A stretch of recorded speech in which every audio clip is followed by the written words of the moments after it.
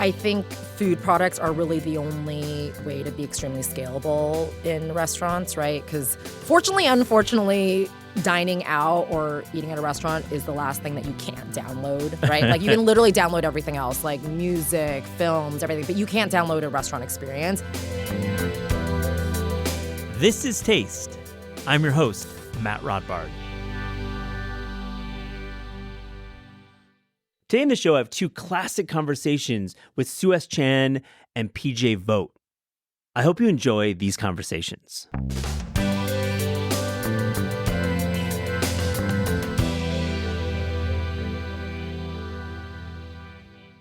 Sue Chan, welcome to This is Taste. What's up, Matt? How's it going? Great to see you. It's nice connecting. You and I have worked together, I think, like maybe almost 20 years on stories. Yes. And I feel like that was such a different era of food, and so many things have changed since then, which it's crazy that so much has changed and evolved in just 20 years. But yes. Yeah, 3x, 4. I mean, it's changed like 5 times. There's like 5 lifetimes that we've lived. I want to ask you live in Los Angeles now. You lived in New York for almost 20. When you return to New York as you are here now, where are you going? What are you hitting up spots-wise? Oh, gosh. I have to admit, I find the new restaurant scene very overwhelming. There's always so many new restaurants to hit. But I always revert back to the OG spots. I go to Odeon a lot. Actually, yesterday, I went there for a late solo lunch at the bar. Just had a tuna burger with a side salad, read my book. Yeah. It was amazing. What's the book?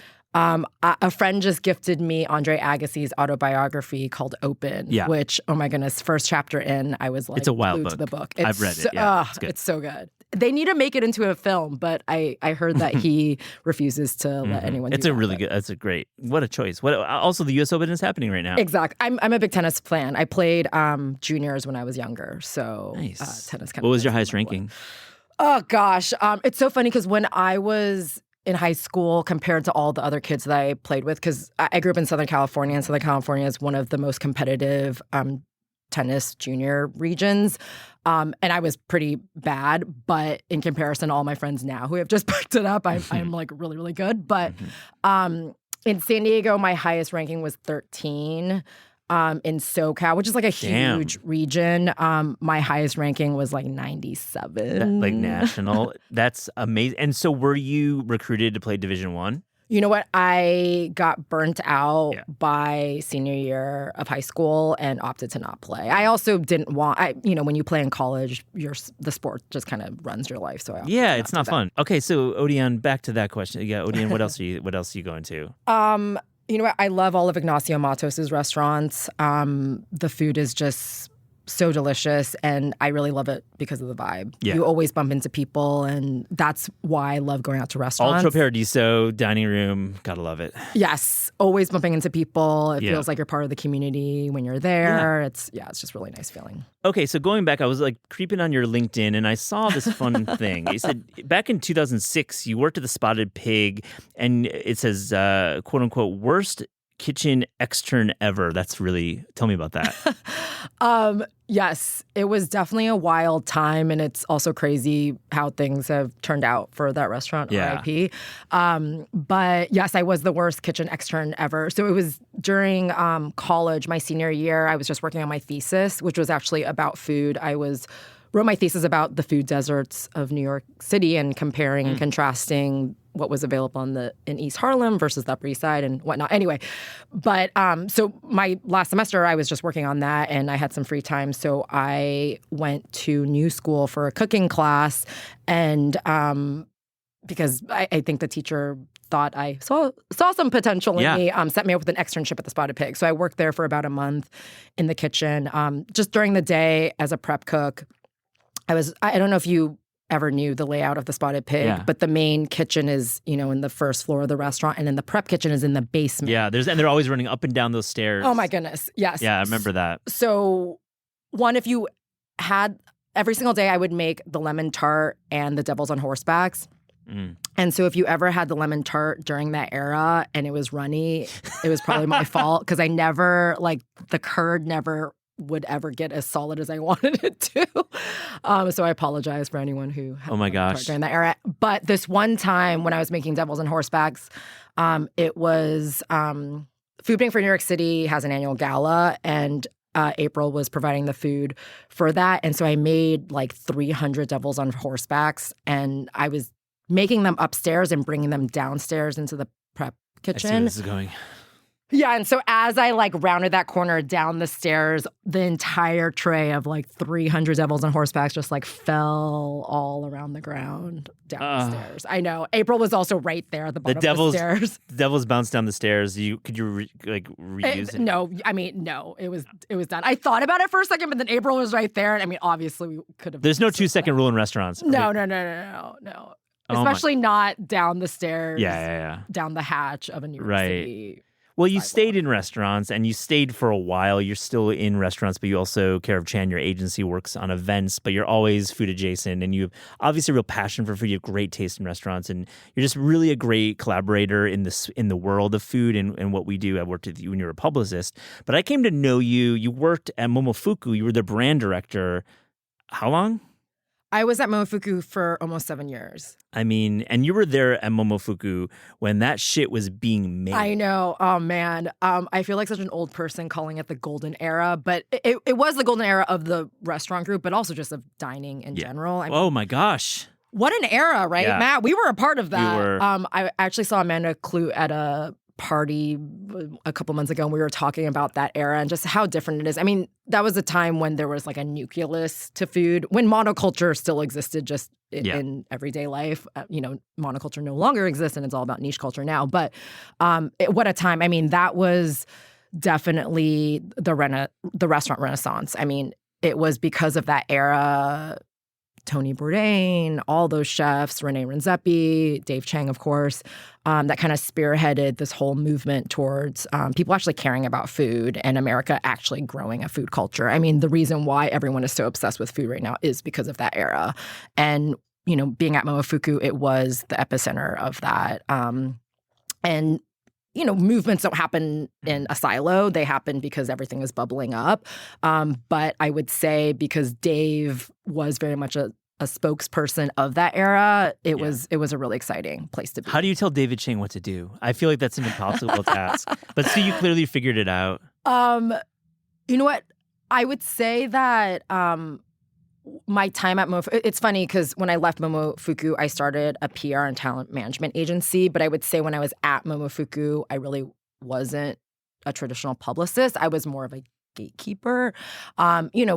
As things were coming in and offers were being presented and whatnot, it was a lot of figuring out, is this the right opportunity for Dave? Is it the right opportunity for Momofuku? Mm-hmm. And just making sure that our story was told, and it was told well, and it was told to the right people and by the right people. How much were you thinking about brand versus, meaning Momofuku brand, versus growing David Chang brand and knowing that there'd be a trickle-down effect? If Chang was big, your book would be full at Momo. But those are two separate tasks, right? Yeah, it's funny because my background when I was growing up, like all the internships I did and whatnot, was always in like advertising and marketing related fields. But I never knew what that meant in a restaurant setting. But once I got there, as I was modeling my career off of other people, I wasn't modeling my career off of other food people.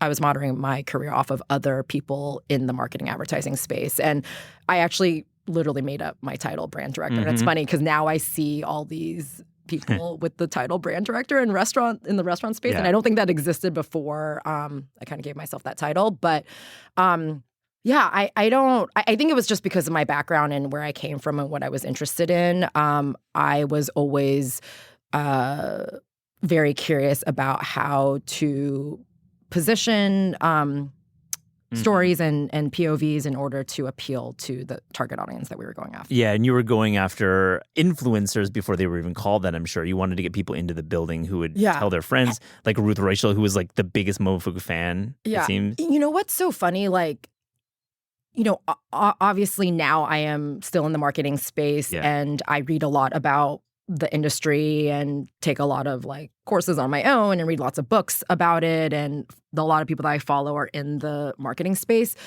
But I wouldn't say that during my time there we were so methodical about it. It was more just Dave had a really strong point of view. Yeah. And it was just about making sure that we controlled that message and that that message was consistent in everything that we did. But it wasn't so methodical where we were like, Ruth Reichel, let's get her in. It was more just like we genuinely respected her and wanted her to be in the restaurant, you know? And also Dave was really focused on making sure that the product was really good. And I think that should always be your main priority as talent, is making sure that your product is good, because that will always that cream will always rise to the top. Yeah. A couple innovations that Momo, kind of pioneered early on. One was like the reservation system, which, was a fucking nightmare if you tried to book at the restaurant. Oh my God. It's so funny because so when I first started at Momofuku, I was a chef's assistant / office manager. Yeah. And oh my goodness, I did everything from payroll to taking Bosom reservations. Yes. Literally in a book. There was a book and we would like take it with a pen, these reservations. And then of course the co-reservation system was like online. Yeah. But it was, made by Dave's business partner at that time, Drew Salmon's like best friend in Virginia, who had like another tech company that had nothing to do with the restaurants. He literally built it for us. It's amazing. And I'm talking shit because it was a nightmare if you tried to book. But man, everyone's copied that format now. Oh my goodness, for sure. Like Resi is built on the old Momo. And Ben Leventhal is like a huge Momo fan and clearly had some instincts to what to do. Yeah, for sure. Oh my goodness, what a time. The other innovation was large format and ticketing out large format and doing the Bosom dinners as like a ticketed event and an all-inclusive. But before that, all-inclusive was kind of not cool. And obviously you pioneered it, you guys at Momo. Yeah, it's actually funny because I'm surprised we don't see large format meals happening at more restaurants these days, because it is, a big reason why we did it is because one, I don't know if you ever noticed this, but all those reservation times were at the shoulder time. So it was either early bookings or later bookings. And that was because, the restaurant needed to be filled at that time. So one, we were guaranteeing that there would be a large group at the shoulder times. And then it was also like somewhat of a set menu. So you could also guarantee that there was a certain price per head. It's actually, from a business perspective, extremely smart. And I'm surprised more restaurants don't do it. I agree. And I mean, the fried chicken 2 ways is probably my favorite. Oh my goodness, the best. Which one's your favorite? The Korean? I think the classic Southern. Yeah. I mean, Fuku I've had plenty of times at like stadiums and stuff, but I feel like the Southern when it was happening was fire. So good. The Bosom is still one of my favorite foods ever. Bosom, you still eat in the restaurants? So in LA, I'll go to Major Domo. Yeah. I've definitely eaten my share of pork buns in my life. Yeah, I'm sure you don't touch those anymore. You've had your share. Oh, man. But yeah, a Major Domo, the restaurant, is amazing. I feel like it's just settled into this like groove, but it's amazing. You're LA restaurant. It's so good. But you know what I used today, which Dave would be proud? On my avocado toast this morning, I used the chili sauce, the Momofuku chili crisp. Let's segue to that. I think that's a great segue because CPG is a huge part of Momofuku. I mean, Chang has divested, essentially. You don't have to get into that because it's private. But like I know from hearing talking to people, he's focusing on media and he's got his media company, which is cool. Great podcast. When you think about brand, I look at the Rayo's transaction that just happened. Rayo's this small like uptown red sauce joint made one product, a jarred red sauce, and was able to quickly become a brand that everyone in our country knew about, seemingly because it just sold for over $850 million in this transaction. Is worth north of $1 billion. We're talking about going from a small restaurant to this. Sue, tell me about restaurants as brands. I feel like these restaurants are way more valuable than we are kind of presenting. I think of places like Wild Air, places like Prune, places that are small brick and mortar restaurants that have this outsized influence in our culture. Yeah, I mean, I would say everything that Dave built up until this point is the reason why his CPG brand is as successful as it is. I think they just raised $17 million. And it's funny to think that like he worked his entire career to get to this point where he could essentially probably cash out and retire early because of the CPG brand. It's funny. Some experts think the era of brand is actually dying just because the internet has made everything's so accessible that it's so easy to copy anything. And that's, a big thing that's happening in fashion is the fast fashion brands are copying quicker than, the luxury fashion brands can even get their product into stores. And so what does brand mean anymore if you can get the same thing for cheaper? But I think when it comes to restaurants, it's really noisy out there, especially with the internet. How do you decipher what's good versus what's bad? And I think a brand kind of guarantees that you're going to get a certain level of quality. We can trust that Dave's CPG product, his chili crisp, his instant noodles are going to be of a certain caliber because that's what he comes from. Like he has trained, he has won all the awards and all that. And so I think brand is more and more important as just everything gets so much noisier. And that's what we're going to gravitate towards. Or if, for instance, the reason why a Starbucks is so successful is because if you're in any airport or in any small town, if you go to Starbucks, you're going to get a certain caliber. Yeah. Of product, and you don't have to go search for the good stuff. Yeah, and I think you look at like a brand like Squirrel, and you put them into the into the community and into the world, and you start growing it one SKU at a time, and it becomes part of the mainstream. And do you feel like this is going to be more of a trend? Do you think that restaurants are going to actually get investment? I mean, you said $17 million from Major Domo or for Momo, but like there's probably folks who are like really excited to invest in restaurants in this way. Yeah, and I think food products are really the only way to be extremely scalable in restaurants, right? Because unfortunately, dining out or eating at a restaurant is the last thing that you can't download, right? Like you can literally download everything else, like music, films, everything, but you can't download a restaurant experience. But because of that, it's also not extremely scalable, right? And so the only way to scale it is through products. And I do hope, restaurateurs do focus on that in order to grow their businesses, but it's also not an easy business, right? It's not the same as running a restaurant. And it's funny, remember when fast casual was like the it thing and literally every chef started their own fast casual concept and then all of them died? They all died. I mean, Chang had one die as well. I mean, they all died, Exactly. And though Fuku's still around. Well, right? Fuku. But the it was Maple. Maple, yeah. Yeah, I mean, because these are hard businesses. The CPG industry is so different than running a restaurant. And a fast casual restaurant is not the same thing as running like a fine dining or even a medium level restaurant. It's just a different business. And so, yeah, I think, yes, it's a really amazing way for chefs to grow their reach and to scale their businesses in an industry that's very difficult to scale. But they should find the right partners to help them do that because it's a whole nother business.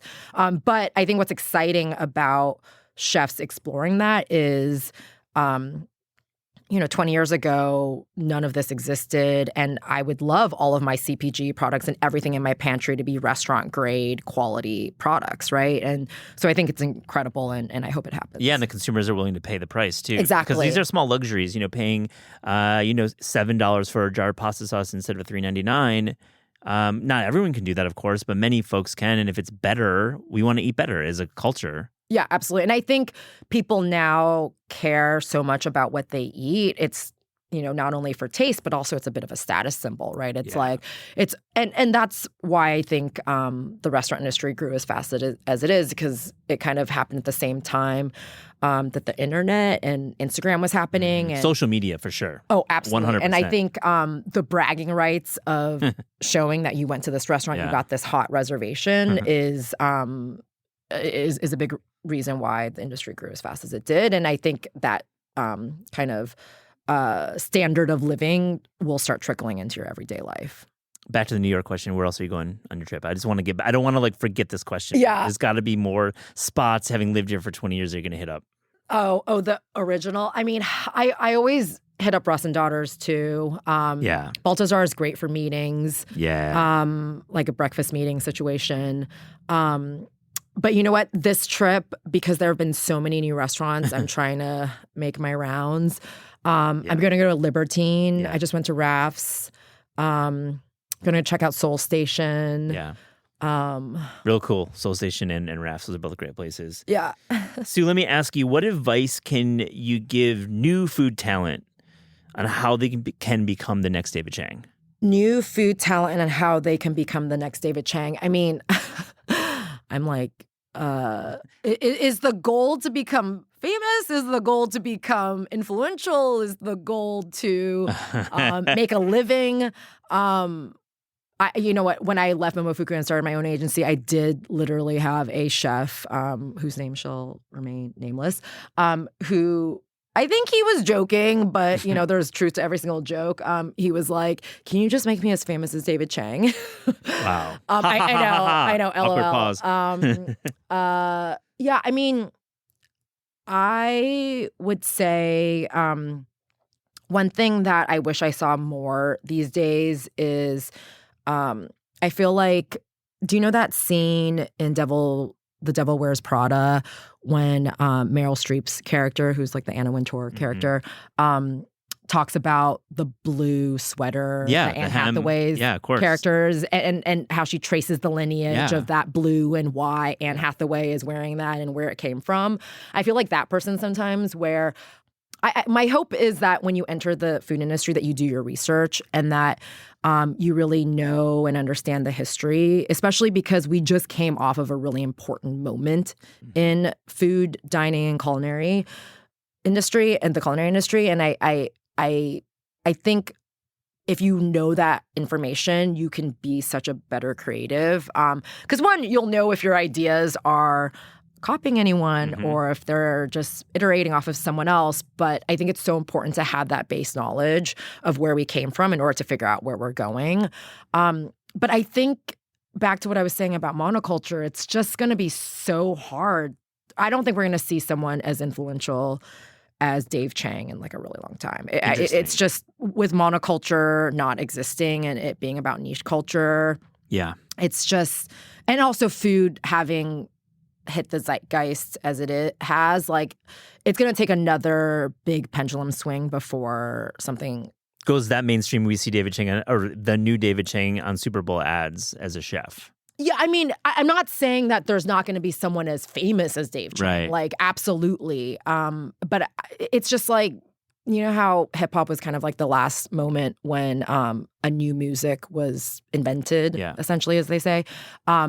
Like, yes, we're going to still see stars in food and people probably as bigger and more famous. And, you know, The Bear couldn't have existed 20 years ago and now it does. Like, we're definitely going to still see important things happening, big and important things happening. But as far as like changing the way we eat, I don't think that that's going to happen for a while. Straight talks to you. I like it. I mean, not in a major way. Like when the pendulum like that moment was a huge swing in the pendulum. It went from us not caring about what was happening in the back of the house and with chefs to only caring the cover about of Time magazine.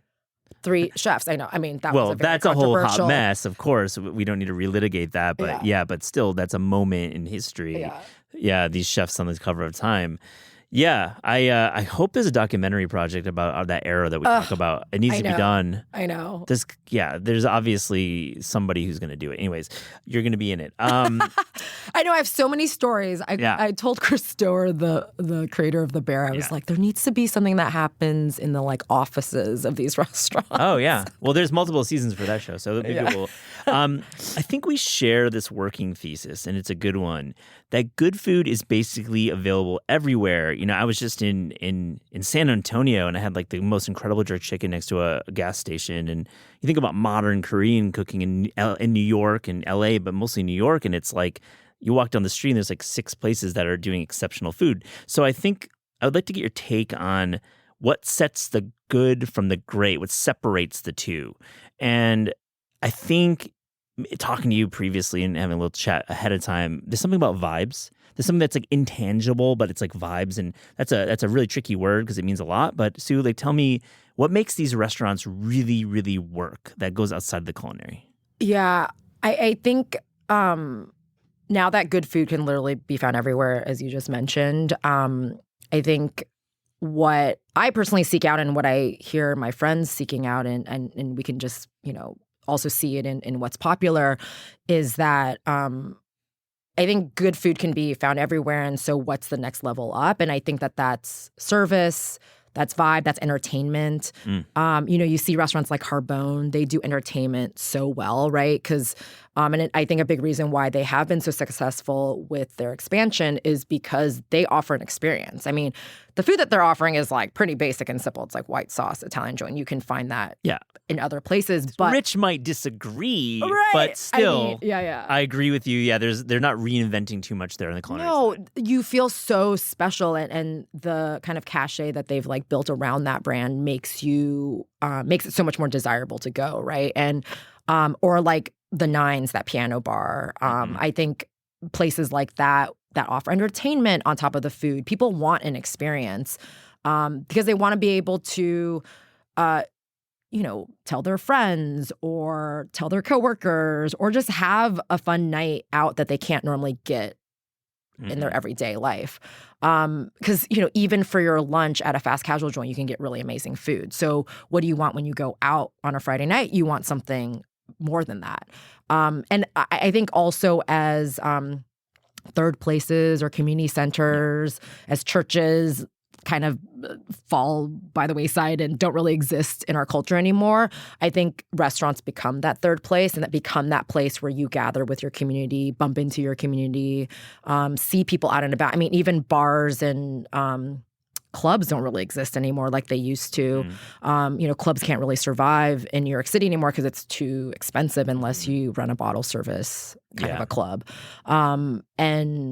So I think people are searching for experience and they're searching for community when they go out and dine these days. So, Sue, what's your ideal vibes in a restaurant or a dining space in one of these third spaces that we've... I mean, a big reason why I love Odeon is, one, I love that it's been around for like 30 plus years. And just the heritage that those walls have seen. Like, if those walls could talk, someone needs to make that documentary telling all the old stories. How many Belushi moments were in that space? Oh my goodness. SNL rap parties in there. Yeah. How many of them? And also, the reason why I love Odeon is because it's so quintessential to New York. It could only exist in New York. Contramar in Mexico City is like one of those restaurants too where it could only exist in Mexico City.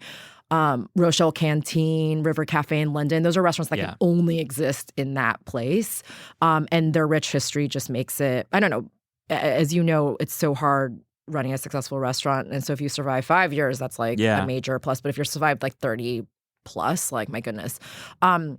But the big reason why I love Odeon is because when you go there, you will bump into someone you know. And that's what's so beautiful and amazing about New York City. And what I really miss now that I live in LA is that spontaneity that can happen in a restaurant, You can bump into someone and it feels like, oh, I belong to a community and this is my city. So you consult with restaurants and brands, and so let's talk about more of the new guns, the young bucks, and they're just opening and they want a Suchan Vibes starter kit. How are we setting the vibes outside of this heritage? Because I think heritage is something that I fully agree with, super important for restaurants. And like I think of a place like Nivas and Navigation in Houston that I just went to. It's like that can't exist anywhere else. It's like a vibe. It's old school, but many of the restaurants we love are new. There's got to be a way to set this vibe. Is there a way that you can articulate this? Not an easy question, I realize. Yeah, like how do you set a vibe? I think focus on consistency with your menu.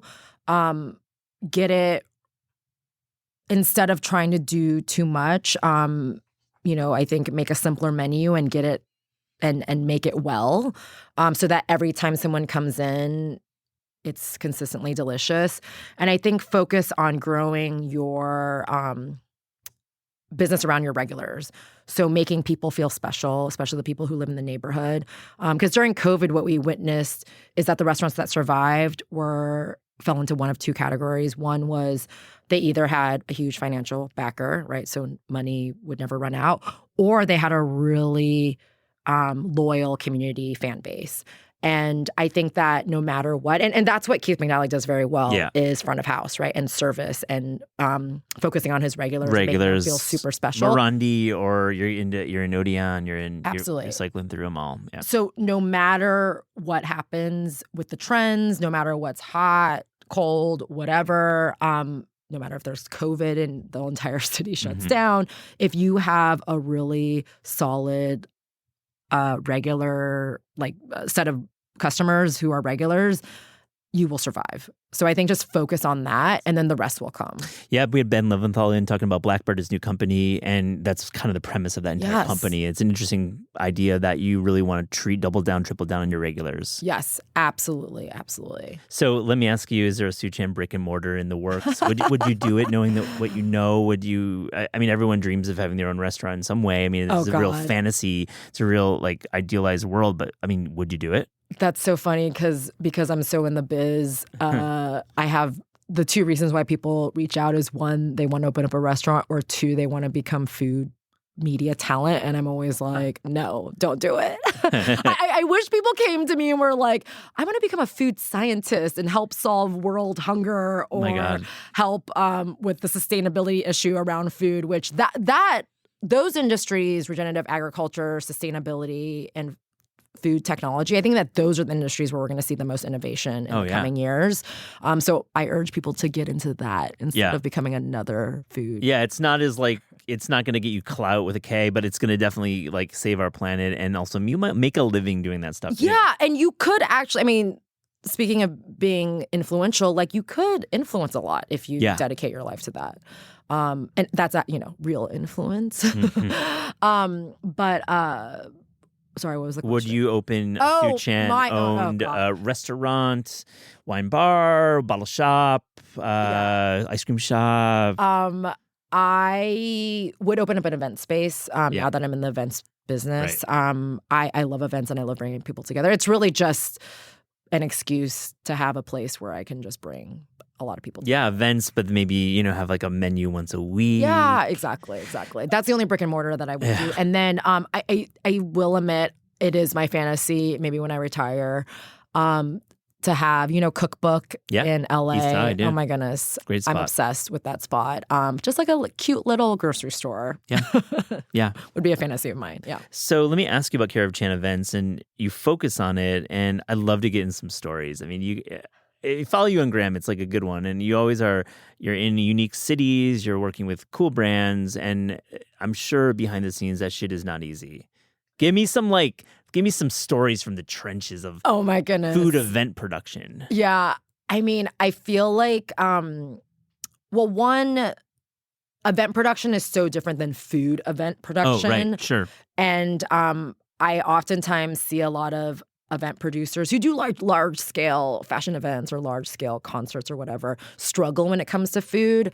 And so we've definitely been called in the 11th hour to like help save the day. To be like, can you help figure out this night market that we need to like make happen? We hired Layla Gohar. She made a couch made with bread, but that's all we have. Yeah. Suchan, do the rest. Yeah, exactly. But yeah, I mean, I won't name any names, but I think the two most dramatic moments were one time I had to lock in like a pretty major talent for the show, for this event that we were doing. It was a musical talent. And because of some bad team members brought into the mix, we almost lost that talent. And I had to like literally get a friend who was about to have dinner with the lead singer of that band to like put in a good word for me at the dinner. But it was like perfect timing that like she was about to have dinner with them. And then another time, oh my goodness, this chef wanted to pull out of this huge event that was happening with like a major brand in Vegas.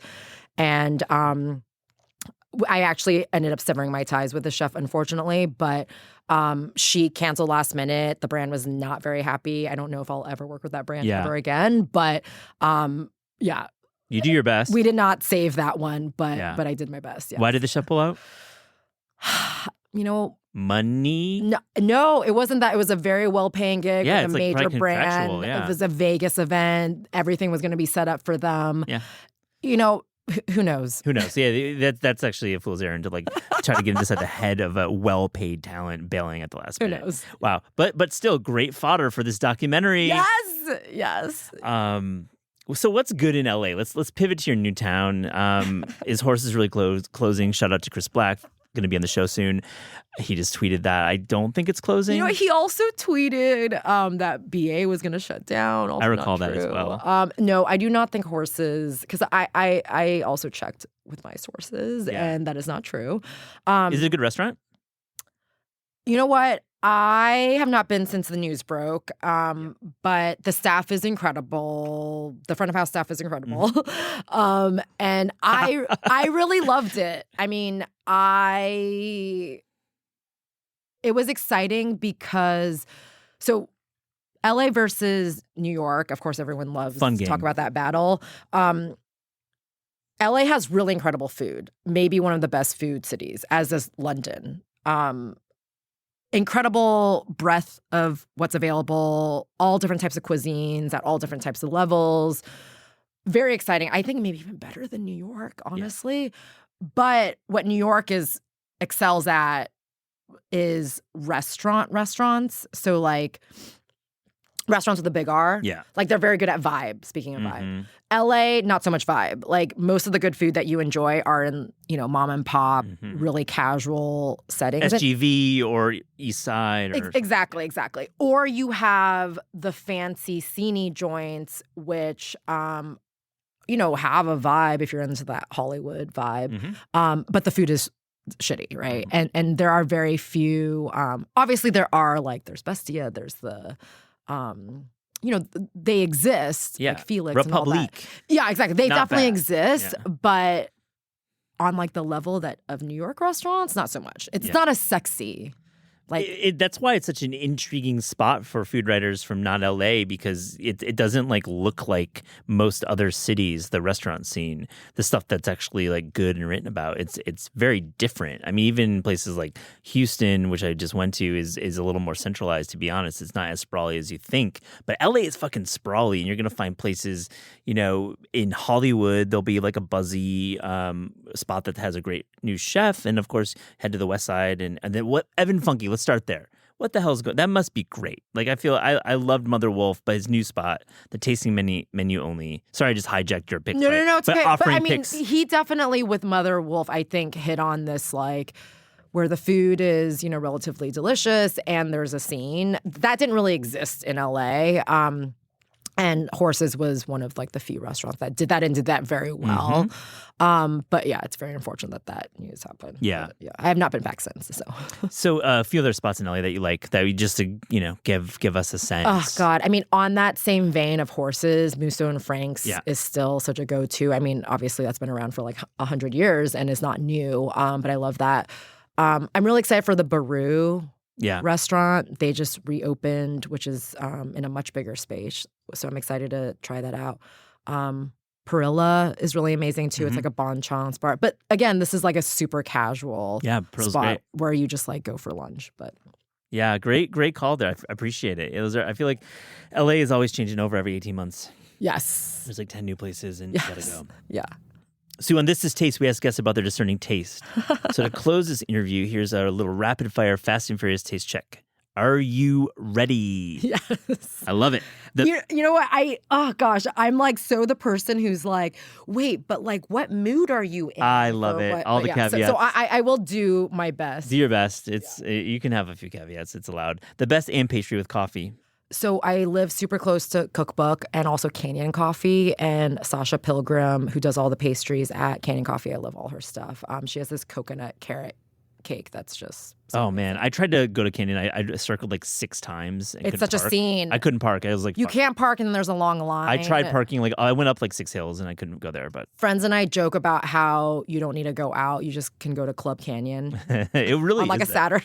Yeah, walk the reservoir and go to hectic, Canyon. But yeah. Best dessert period. Oh gosh. My friend Claire Patak of Violet in London, she has this coconut pudding cake. It's so bonkers. And I was also just in Toronto, Maddie Matheson's restaurant, Prime Seafood Palace, has this, it's essentially a maple butter pie with a gigantic slab of brie cheese on it. That was insane. That brie was making it to the final course. Oh my goodness, yes. I love that call. Yeah. It brings me back to the 1990s. It was so good. I mean, I think I now have gout because of that dessert, but it was incredible. The best bread.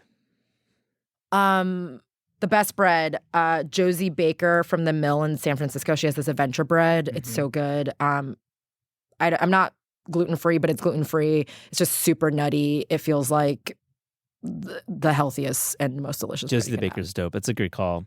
The best music to have in your restaurant dining room. It could be a band. It could be a genre. Jazz. Yeah.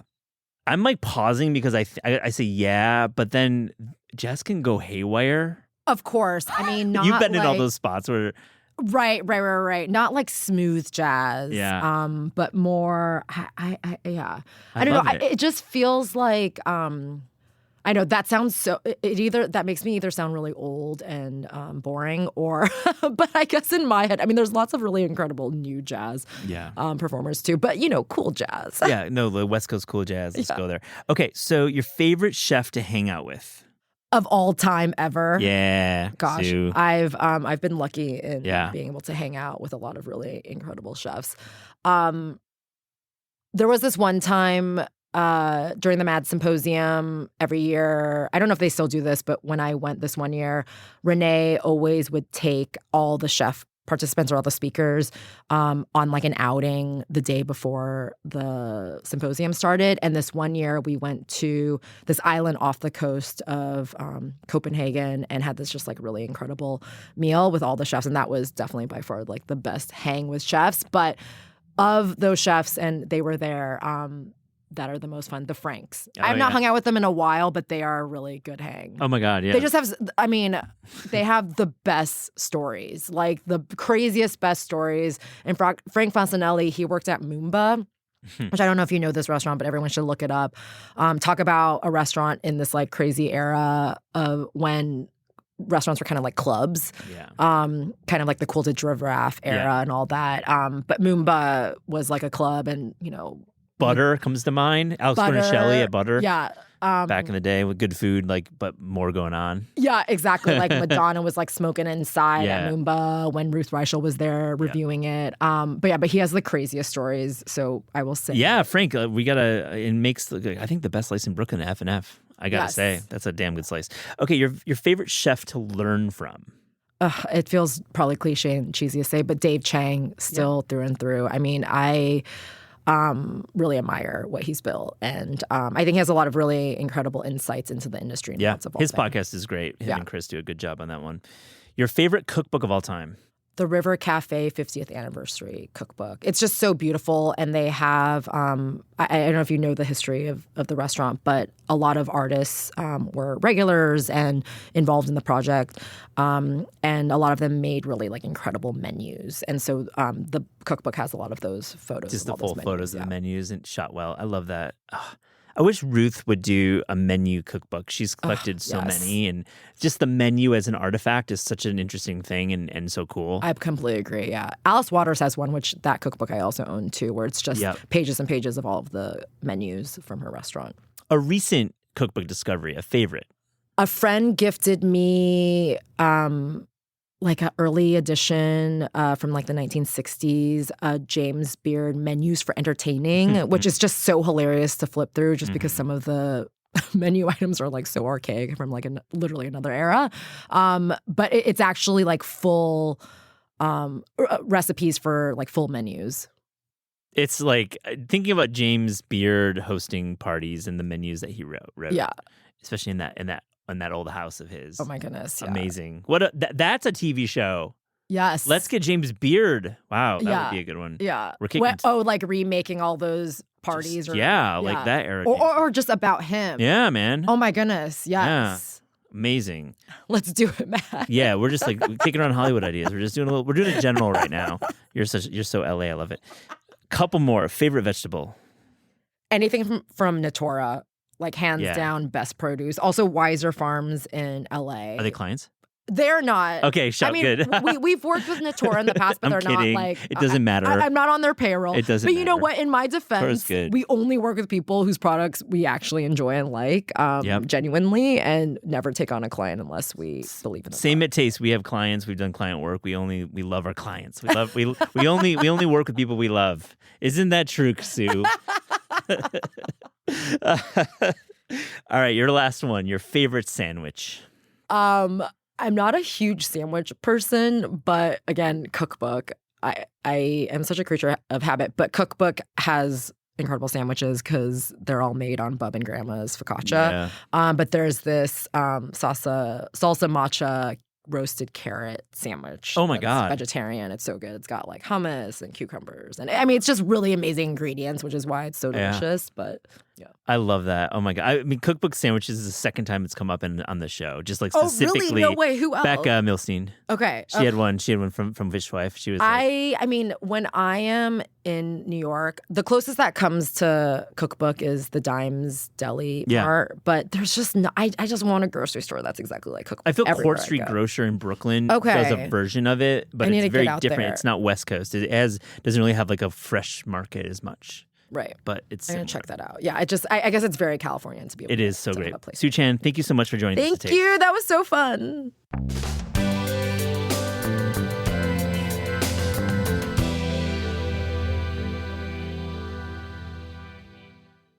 PJ Vogt, welcome to This Is Taste. Thank you for having me. I wanted to have you in. Your voice is very recognizable to many of our listeners. You've done many podcasts. You worked at companies. We will get into the business later on. This is not a media. This is not Peter Kafka talking about media, but we will get to that at some point. But I want to just start by what's good in New York right now, restaurant-wise. What are you liking? Oh, so I live in Red Hook, Brooklyn, where we were blessed not too long ago with Cafe Spaghetti, which I really love. Yeah. It's like the best restaurant with the silliest name. And then they opened another restaurant, Swoonies. And I kind of just go between those two as the like restaurant that I am most excited to be at in Brooklyn right now. They're also very, very close, but they're wonderful. They're like, I don't know. It's Cafe Spaghetti is just like really, really good pasta. And it's like a nicer, higher end place, but it doesn't feel scary or pretentious. It feels like a neighborhood spot. I love that articulation because it definitely, a lot of places are scary and pretentious in Brooklyn right now. And I don't know. It's hard for me to enjoy myself at like the highest end. I feel too aware that I might be enjoying things wrong to enjoy them freely sometimes. Yeah. And like Cafe Spaghetti is not a place like that. No, definitely agree. Now, what's the Red Hook Tavern burger check right now? Give us a checkpoint. I think the burger's quite good. Red Hook Tavern is like, I say I'm in Red Hook. I'm technically in Columbia Street Waterfront, which is a neighborhood that no one like doesn't exist. It's like a comma of a neighborhood. Yeah. Proper Red Hook. I really like Red Hook Tavern. The burger's very good. I never remember to make reservations there, so I always end up. There's this one little corner they'll put you in by the door if you're desperate. Oh, I love that corner. I know that one. It's very drafty. It's so drafty. It's super drafty. Yeah. I was there with two friends the other day, and like we were like balancing plates on our laps, but it was still enjoyable. Yeah, it was still a good experience. So I've gleaned from the show, and we'll talk about the sushi episode, which I'll link to in the show notes, just wonderful journalism, and we'll get into it without spoiling. I don't want any spoilers in this conversation because they got to listen to your episode. But I've gleaned you work down in Wall Street. So what's the lunch like in the search engine office? Are you guys doing like group lunches? What's the deal? Okay, so I didn't understand before I started working on Wall Street that in my head, I've lived in New York for I think over 15 years now, but I didn't spend any time on Wall Street, and I thought it was still like the 80s, and there's like bankers with like giant ties, whatever. They've all left. They're in Midtown. So Wall Street is kind of a ghostly neighborhood. There's not a lot of options, or if there are, I haven't found them. I go to Subway a lot. Yeah. I go to Subway like a lot. Like I eat a lot of half-size Subway sandwiches for lunch. There is a Xi'an famous food, which is pretty good. Oh, Xi'an is, but you can't do the lamb burger like 5 days a week. No, exactly. It's like a special occasion, and afterwards I can't work for 2.5 hours, or I'm just like digesting. Is it pronounced Shin? Xi'an, like the province in China. That's Xi'an. I should say there's a Xi'an famous food. Yeah. There's a Whole Foods where I'll just like go for the salad bar. Yeah, right on. But there's like a lot of places. I don't want to like denigrate any establishments, but there's a lot of those sort of those restaurants where you're just like, who goes here? Like they're sort of like they're kind of expensive and touristy. They're not particularly wonderful. They get foot traffic, but like just sort of the mid-towny whatever feeling diner that hasn't been there for a million years, and you're like, it doesn't seem like the spot you would totally adore. There's like a lot of that, so it's tricky. The thing I've been doing recently when I really want to treat myself is getting a full Joe's pizza to the office and just splitting it with the team, which has been really good. No, Joe's is slept on. You see the lines in Midtown, you're like, oh man, Joe's is a tourist trap. It's still good. I think it's still really good. Joe's pizza is good. Now, back to Subway. Yes. Okay. you doing seafood? I'm not doing the seafood at Subway. We'll get to it. Yes, all right. If you did the seafood at Subway after that sushi story. No, and actually someone did, for the Times at some point, someone had questions about their seafood and tested it. I can't remember what they found, but the fact that it was worth testing scares me off of it. Yeah, I think it was a pretty Christian story. It sounds, that was definitely, they're questioning if it was real crab, if it was artificial crab, yes, pollock, if it was. But what's your order then at Subway? I have a few orders. I do the buffalo chicken sandwich on the flatbread, which I think is pretty good. I do the meatball sub, which I would defend.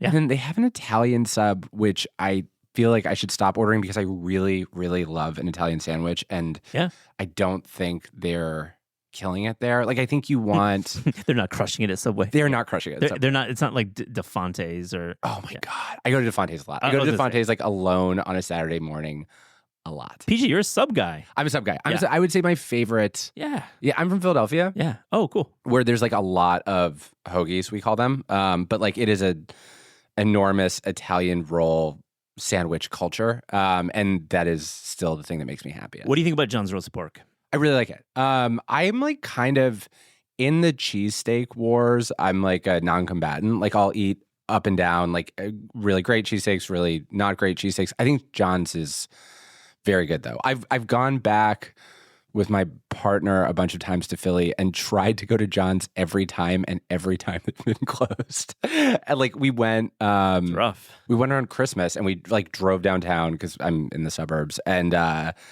yeah, it's been disappointing, but John's is really good. John's is great, but I mean, like spoken like a true Philly local, you don't talk about cheesesteaks. No. Come on. No. No way. Yeah.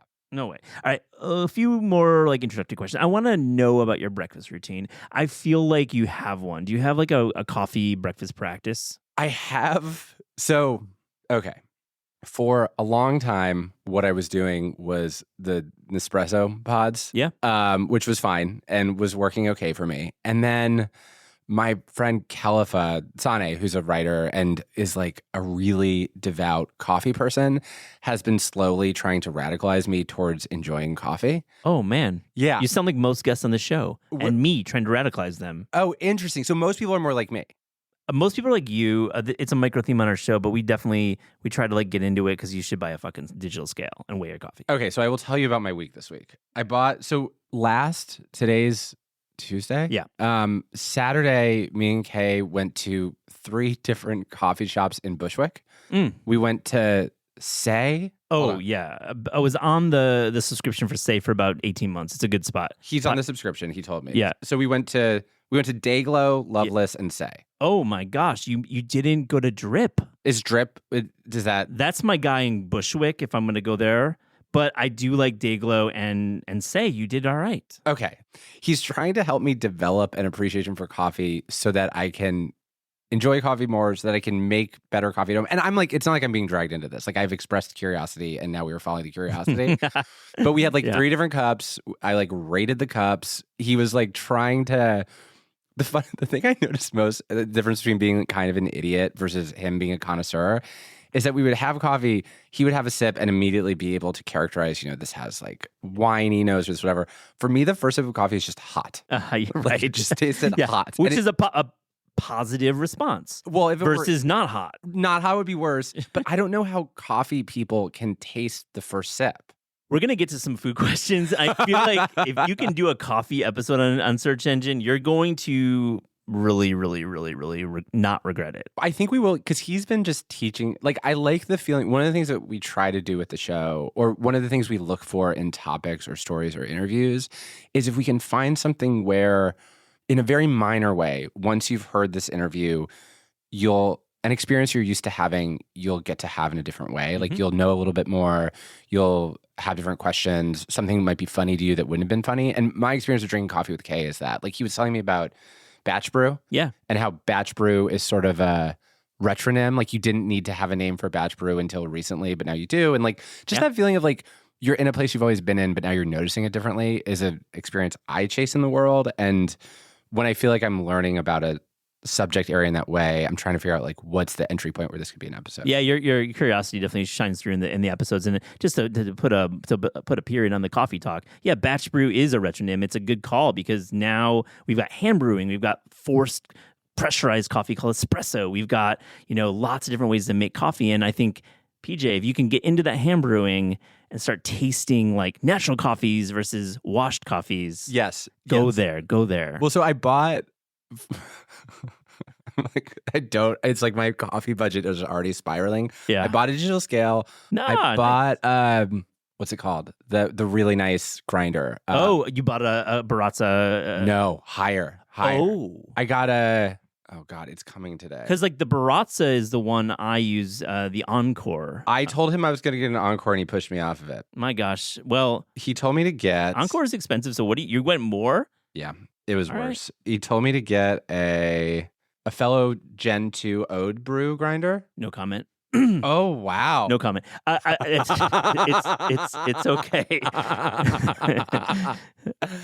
But it's so funny. It's funny to be the newbie in a space and to understand that you're like kind of like just like sashaying between like low stakes civil wars, but not even have the level of appreciation. Like I told him, I was like, yeah, I'm really excited. I got like a Technivorm, like the Mocha Master. Yeah. Silence. It was just like silence. He was like, I think you should start with a French press, and then we'll talk about what I think that I'm not against a mocha. I think that there's many ways to brew coffee, and there really isn't like a preferred method. But tell me about that the fellow. We'll regroup later. Okay, yeah, it's coming today. If it's a mistake, it's an expensive one. Yeah, but really, when it comes to a coffee budget, and God, man, my listeners are going to understand this more and more. But it's a small luxury in life, right? It's not that expensive when you look at the relative prices. No, that was actually, so we were at Dayglow, and we were looking at really expensive beans. And then Kay was just running me through the math where I think the most expensive beans, if you actually, divided the price by the ounces, blah, blah, blah, this many cups. He was like, if you spend the most amount of money you could here, every morning you'll have a $4 cup of coffee. Agree. Right. And I like a world where luxury does stop there. You know what I mean? And the other thing I like, I appreciate food, but not at the level that probably a normal guest on this show does. But what I do appreciate is this feeling of getting to run experiments on what you like and perfecting what you like. Mm-hmm. And coffee is in a way, the extraction process is so simple that for me, it has the potential to lock into something I can obsess over. Absolutely. It's literal math. I mean, if you have a unified extraction process, a ratio, and use the same type of water and use the same temperature and the same grind with the same grinder, you're going to taste the difference in all the different coffees you're getting. Yes. And, it's an affordable luxury. I mean, it's like $4 a cup for like the best of something in the world. It's incredible. Okay, let's move on because I feel like search engine taps into our biggest questions. We'll get to sushi. We'll get to airline coffee. But I want to know like what's on your whiteboard right now, food-wise questions. I'd love to like tap into what you're thinking about. Yeah, so do you want to know questions? So the best part of this job for me right now is that I don't really use social media very much, but I get, in place of it, what I have is an open email inbox that goes to my phone for the show where listeners are just constantly emailing me like the things that are bothering them in the shower or whatever. Mm-hmm. And so I have listener questions that aren't things we're actively pursuing, but that I'm curious about. There's some food things that we are actively pursuing. Like, what do you want to know about? Oh, we're not going to spoil any like big stories, but like thematic, like, are you thinking about like the future of the grocery store? Are you thinking about? I don't want to like spoil any of the show. Listen to Search Engine; it's a beautiful show. But what I can tell you, this will have come out by the time this airs because the next 2 weeks is like a minor food episode, which is about we're trying to solve the mystery of why in New York City and really any large city, why are there so many chicken bones on the street and like on the sidewalk? Wow. Which turned out to be a very rich mystery that we have solved. We set up surveillance cameras. We have answers. They are not the answers that anyone has spoken to as guests. It's like kind of surprising. But also for that, the reporters who did this story, it wasn't me, they gave us a pocket history of the chicken. And I had not known the chicken's like many thousand-year history in relation to human beings. So that's one. One that I want to pursue that I don't know if we're going to pursue is why do we eat breakfast food for breakfast in America? Like how did we settle on like something kind of starchy and eggs and usually bacon? Yeah. Which is like a story. There's a moment in American history where people who want that to be the case push for it, but like we haven't found the interview that would tell the story. Mm-hmm. There's another one I want to do. God, I really shouldn't. Whatever, it's fine. I'm trying to get. Do you know Toby Cecchini? Yeah, of course. I'm trying to get him on the show. Yeah, you probably go to Long Island Bar. Yes, and the guy invented the Cosmo. Have you read his memoir about the Cosmo? I've read pieces of him and met him a few times, but never had him on the show. Yeah, he's just an unusual. I find his memoir when we were piloting Search Engine. I was reading his memoir. A friend of mine recommended it, and I really loved it. He's for someone who's so successful in the restaurant industry, to also be such a talented writer, I feel like is very rare. Mm-hmm.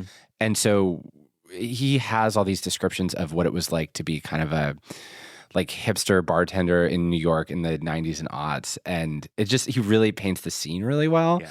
And so I've been trying to find the other way we'll think about episodes is just like, you like this person, you want to tell their story. What's the question that would give a listener permission to listen to it? Yeah. So we might have him on. It might be as simple as like, how do you make a Cosmo? We're trying to figure it out. Yeah. Because also it's so funny that he's like such a like cool hipster, and then he invents his cocktail or perfects his cocktail or whatever. I know there's like, and then Sex and the City happens. Yes, right. Sex and the City happens, and it's like this like cool cocktail becomes the least cool cocktail. Yes, but it's like, people's creations have a way of having lives beyond their intention, and I think that's really funny. I love that about the show. It really is an interview show in many ways, and I think many of the critics who've written about your show recognize that you're having these great conversations with characters, and you're kind of backing into these answers, which love the show. And let's talk about sushi a little bit. Again, no spoilers. I want you all to listen to the episode. It's terrific. PJ, have you been able to eat sushi since you started reporting the story in late November? I haven't been able to eat sushi from the restaurant that I was ordering it from. So the story was like, there was a takeout sushi place that I was ordering from really frequently. It was making me ill very consistently. I kept ordering from it, which is a problem for another day. I was wondering about that, but we won't even get to that. You're admitting these things, and yeah. And eventually I began to suspect that I could have been a victim of what is sometimes called seafood fraud or fish substitution, but people will, or seafood mislabeling. People will sell one fish as another.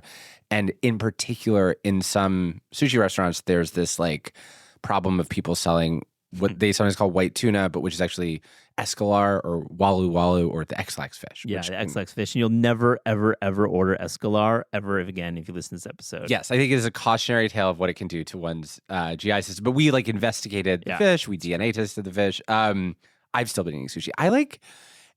My mind works in an unusual way, which is that I tend to not notice anything and then notice one thing a lot and pay a lot of attention to it and then go back to oblivion. And so it's kind of great. It's like a journalistic trait. It is a bit of a because you have to move on from topics, but you have to like nail the one and go super deep and then put out the thing, article, podcast, whatever. Yeah, and I enjoy thinking really, really hard about something for a month and then almost never thinking about it again, which is a weird. It's like getting to be a tourist in a bunch of other people's interests. So fish fraud is rampant. I think 70-80% of the seafood that's sold in America has some kind of fraud involved. It seems like that was a metric that came out of the reporting. Do you feel like it's going to get better? Do you think that we are going to turn the corner on this fraud, or do you think that's actually embedded in the way seafood is sold? I mean, it's hard. The interview we did, we were talking to this academic who had tested a lot of fish, and he'd found this very rampant fraud. And one of the things he said is that it's hard because seafood, it's like we want it to appear on store shelves in a totally reliable way, the way like agriculture foods do, but it's a wild thing. And so we want consistency from something that by definition really kind of shouldn't be consistent. So that's part of the problem. The other problem is just seafood in a way that you more often see in illicit markets like drugs. It just, there's a really long supply chain. It passes from one person to another. And every one of those steps is opportunity for adulteration. Right. And then you get the end of it, the line, you get to the market, and then there's just like vague labeling. Yes, there's very vague labeling. And that's actually been this academic we spoke to, Dr. Peter Marco. One of the things he said was, so he'll publish these studies where he'll test, red snapper, which is a commonly substituted fish. And whenever his studies get attention, the only real change he's noticed is that some seafood sellers will now just label things more vaguely. Right. So they're not committing fraud, they're just doing marketing. It's just hedgier, yeah. Yes, he's seen fish just sold as fish. I mean, truly, that's the best way to hedge any weird bet or avoid any kind of lawsuits. Yeah. Great, terrific episode. Listen to it. And briefly, you did an episode about airline coffee, and it definitely got some press and was passed around. A great episode, too. What do we need to know about airline coffee? So this episode we did, we were investigating a rumor a friend of mine had told me, which was that he said he'd heard that under no circumstances should anyone drink coffee on airplanes because, according to him, and according to a bunch of flight attendants he'd spoken to, the tanks that hold the water for the coffee, like the tanks in the body of the plane, are very rarely cleaned and could be vectors for bacteria. So we did a very, very thorough investigation into this. And it was interesting. It was sort of ended up being a story about rumors in a funny way because it was, how do I put this?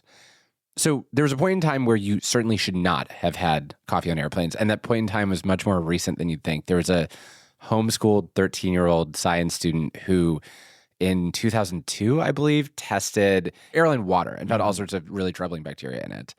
The Wall Street Journal picked up that story. They did more studies, more stuff was found. The government kind of got involved. There's been some regulation.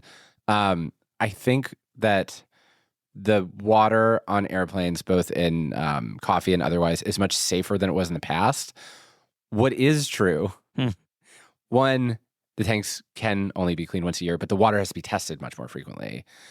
Two, almost no one we spoke to who studied this drinks the coffee on the planes. Like, they all said, yes, it's much safer. No, we don't. I ain't touching that shit. I ain't touching it. Yeah. Yeah. I ain't touching the water. That's why they have the little water bottles that you can buy like for $6 on planes. Yeah. I'll link to that in the show notes. Okay. Zooming out a little bit. This struck with me in a recent episode. I'm not sure which one, but quote, refining your taste is not always for a net good. What does that mean, PJ? This is something I think about a lot. And I think about it with coffee, actually. It's like, if you're somebody who, and this is often me, who kind of like moves through the world in a relatively oblivious way, everything is kind of fine. You know what I mean? Like a hamburger is a hamburger. You notice if it's cold. And as you become someone who has like more sophisticated or more refined or more intentional taste, yeah, you get to appreciate what is good about something that's good at a higher level, perhaps. Maybe of the experiences you have, the great ones are better. But you also just spend a lot of time being disappointed. You know, I was with my friend Calva when we were out doing this coffee tour. His wife runs Pies and Thighs. And so he knows legendary place. Legendary place. Oh my gosh. Very great New York City. Oh, I'd love to meet his wife one day. You should. Let's link. She's please. Brilliant. Yeah. And so he knows food. He knows food really well. And so we had a pastry that day, and he's chewing it, and he pauses it, and he says, "This was baked yesterday." And I was like, "How do you know?" He pulls out the pastry and shows me, and there's one stale crumb inside of the bite. And he's like, "That's a telltale sign this was baked yesterday." I would not know that. And I'm not totally sure I want to know that. Like, not because it's like gross to have a pastry from the day before, but I just mean like, I feel like if you don't refine your taste, you live in a totally fine, happy middle. You don't have the peak experiences. But once you refine your taste, you spend a lot of time just being disappointed in order to sometimes be really happy. I mean, it's like with drug use, like chasing the dragon. Totally. Once you like figured out, like, oh my God, I had the best coffee in Copenhagen at that one market, at that one day. And you're like, the rest of the coffees, it's just heinous. Yes. And it really does remind me of drug users. It's like you are pursuing something that you will either never find or find fleetingly or found once. And maybe the answer, honestly, like if you were to defend here on this podcast the concept of taste, maybe the answer is that the pursuit itself is the reward. That like this morning I was like trying to extract this coffee the proper way, and like it was It took me 45 minutes of trying to have coffee because I screwed up the first. So you're on a journey, PJ. I'm very much on a journey. I'm glad we're capturing this. We are on a journey. So the first time I was like, I was supposed to grind the beans in a way that was coarse, but I don't have the new grinder, so I was using just a whirly blade guy. Yeah. Oh, you were using an actual blade grinder, yes. like the ones that make the heinous sound. Yes. Oh yeah. And can't use that. And I was trying for it to be coarse, and so I ended up trying to make a cup of coffee and a French press that had actual beans in it. So that tasted like sour, hot juice. It was really bad. Yeah. The second time went a little bit better, but I did have a thing where I was like, the Nespresso used to do it in 30 seconds. I'm not yet at replacement level Nespresso quality with this journey I'm on. Am I happy that I'm doing this? And what I told myself, and I think I believe this, is that having something to think about was fun. Mm-hmm. You know what I mean? Like learning something. And I did. I felt like it made me think of Breaking Bad. I was trying to get a higher purity level of this coffee.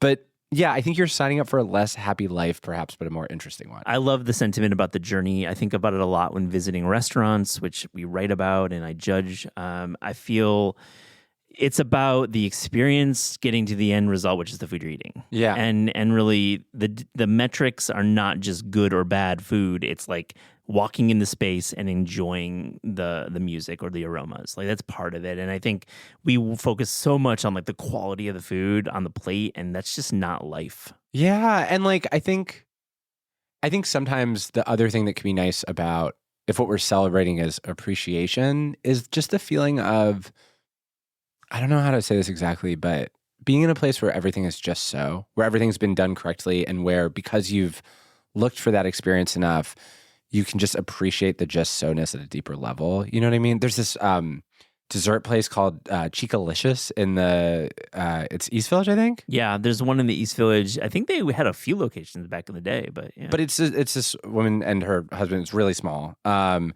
there's a way that they move around that restaurant that's so, I don't know how to explain it, but it's like being inside a clock. Yeah. You know what I mean? And it's not just, the food's really good, but it's there's a precision and a cleanliness, and it's like you're watching a dance. And I feel like when we go there, it's I just enjoy watching that dance. Mm-hmm. It doesn't matter if the dessert is not your favorite. No, and it's the dessert's good. It's just I've noticed that I'm going there for the experience of watching someone do something well. I think it's true connoisseurship when you realize that, to be honest. So I'm glad you bring it up. Thank you. Not to get in the weeds, we teased at the top, but I mean, we do podcasts here. You do podcasts. What the fuck's up with the industry? It seems really challenging right now. It is very challenging. How weedsy do you want to go? Well, we have probably 5 minutes. So let's just say, I mean, medium weeds? Yeah, medium weeds. Yeah, we'll go shin length and eat weeds. I think you run a successful show. You were at Reply All at WNYC. There's a boom in podcasts, blah, blah, blah. Now the boom is past.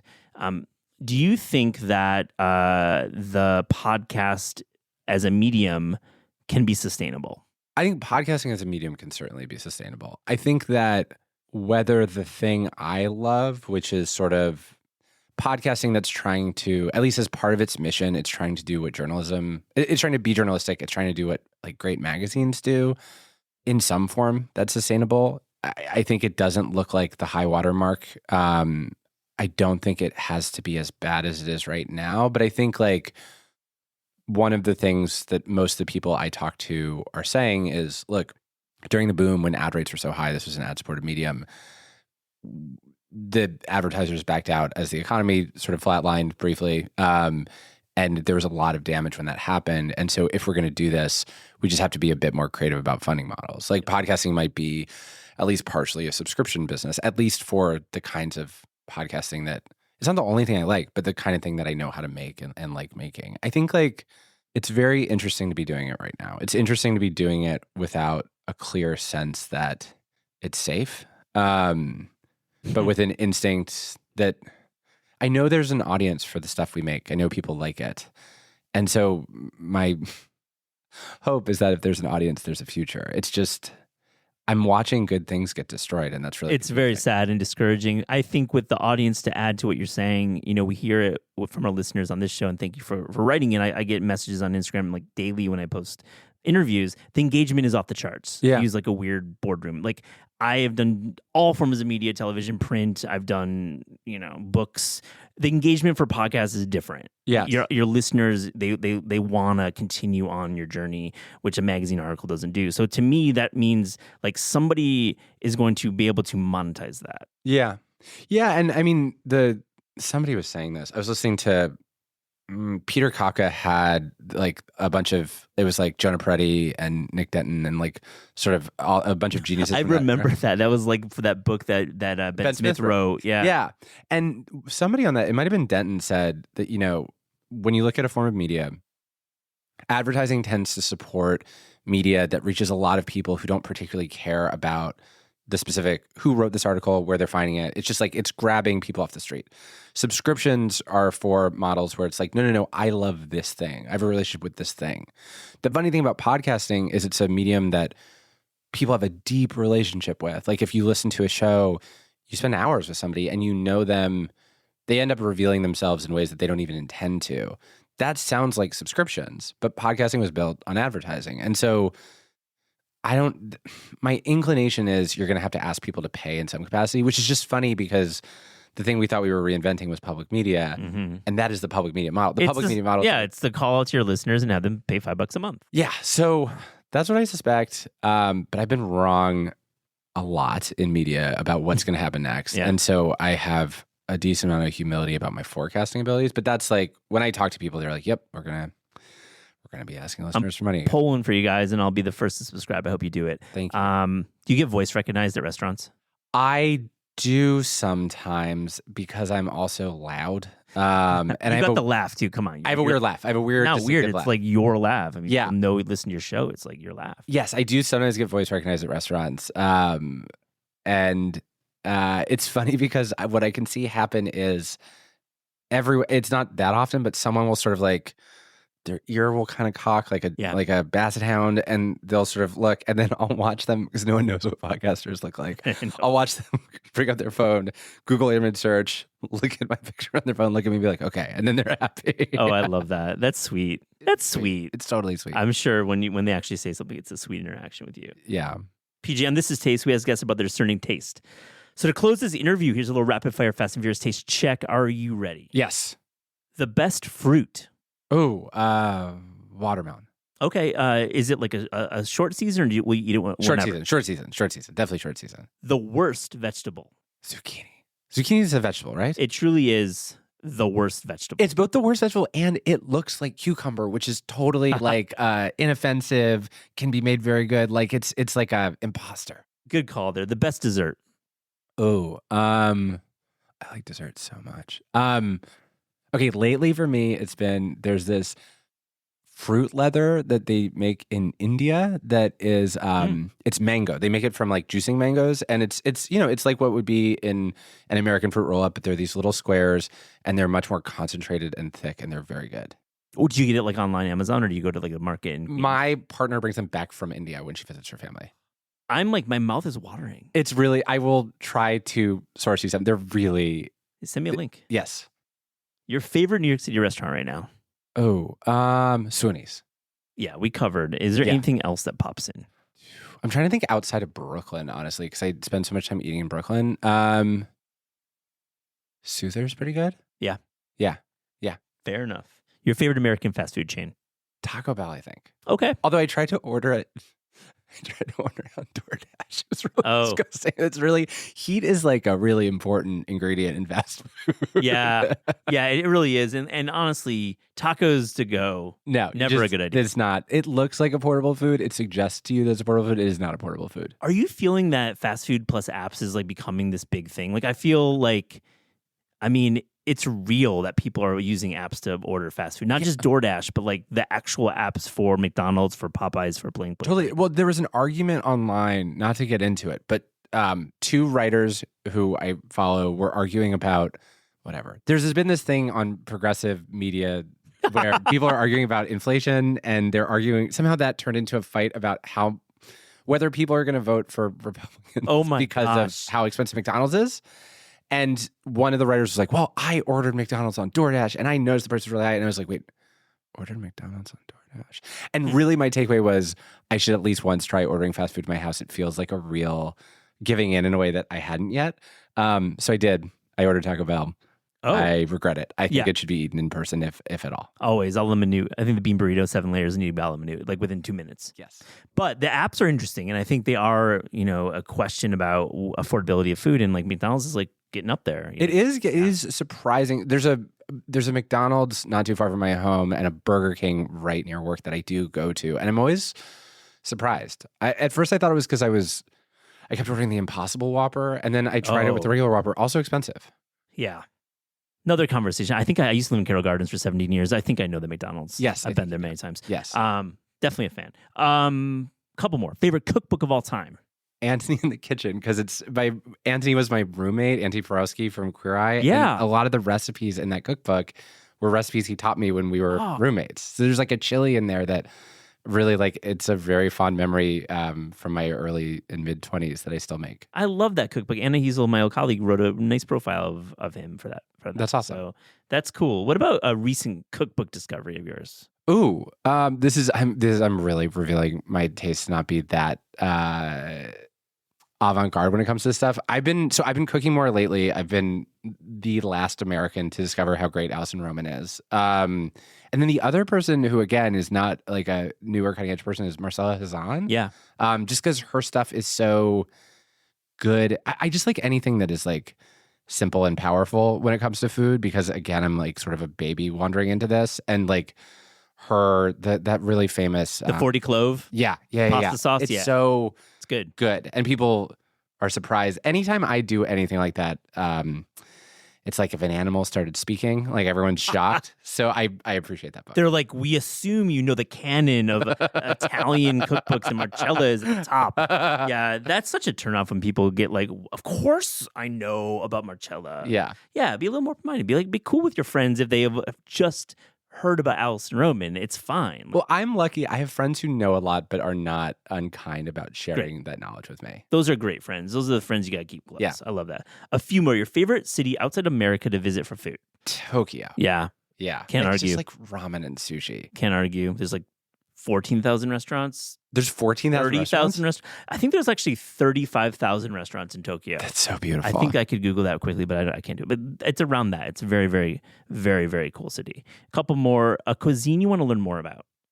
British cuisine. Yeah. I was talking to a friend about how we were talking about whether there was bad food. And I was like, British food. And she was like, have you ever had it? And I was like, no. She's like, do you know what you're talking about? I was like, no. She's like, you should try it. You should try this thing that you formed an opinion on. So now I want to try British food. I think it's multitudes, it's seafood, it's regional cuisine. Yeah. No, we talk about it a lot on the show. There's been some amazing British chefs on our show. Love that. Hope you're going that journey too, like coffee. Yes. Your British food journey. Last one, your favorite sandwich? Oh, God. Muffaletta? That's pretty good, right? Duh. Yeah, totally. Yeah. Yeah. Like tamponade, if you go a little heavy, it can be a little bit rough. But yes. What makes a good muffaletta?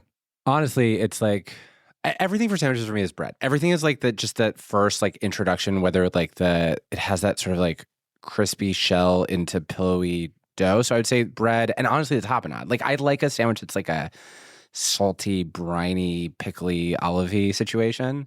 Honestly, that or literally like any Italian sub. There used to be this place it was called Graham Avenue Meats and Deli, I think. It was in Williamsburg. Uh-huh. It was apparently, according to some local tabloid, mob connected and like perhaps a front. It's shut down, but they had amazing sandwiches. And I remember going just for the Italian subs and afterwards feeling like, if this was a front for you to do crimes, you should have just done the sandwiches. The sandwiches were really good. You better margin than like the heroin trade. I would think so at this point. Yeah. The Williamsburg sandwich trade, the margins must be much better. Doing better. Man, I love it so much. There's a pop-up that occasionally happens, a muffaletta pop-up from Anthony Falco. Oh, I had no idea. In New York. So definitely follow that guy. Yes. All good. PJ Vogt, this has been really fun. Thank you so much for joining This Is Taste. Thank you for having me.